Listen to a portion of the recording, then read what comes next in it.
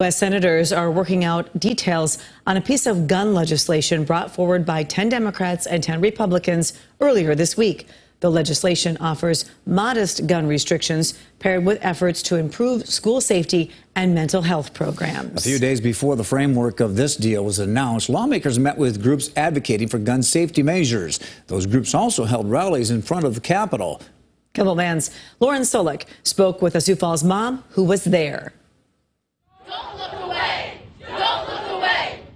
You can't look away. We have to be so loud that you can hear us and that you're forced to pay attention and do something. Last week, the organizations Students Demand Action and Moms Demand Action rallied in front of the U.S. Capitol, demanding lawmakers pass gun safety laws. The students wore bulletproof vests.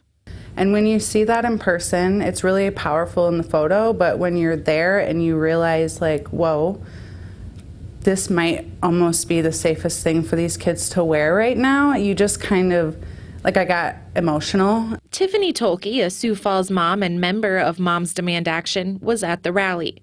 She also got the chance to talk with lawmakers about the bipartisan gun legislation currently making its way through the Senate. It's going to save lives, so it feels good. But again, it's not all set in stone, and so you don't really, I don't think you celebrate it all because I think it's past the time. But you feel proud that you were a part of it. She says the issue of gun violence goes beyond the 213 mass shootings that have happened just in 2022. Domestic violence, you know, suicide. Suicide is gun violence, and yeah, I don't think a lot of people realize that. Tolke says the recent legislation is a step in the right direction, but there's still work to be done. How many more people have to die before we just realize that this isn't a partisan issue? These are our loved ones that are impacted. In Sioux Falls, Lauren Solik, KELOLAND News.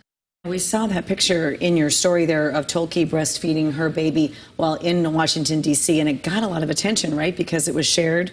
Yeah, the founder of Moms Demand shared it from Tolke's Twitter account, and it got over like 26,000 likes on Instagram. And Tolke told me, she was like, it was never a plan to go viral. She just, took it to sort of help herself become more comfortable with public breastfeeding. So. Okay, thanks, Lauren.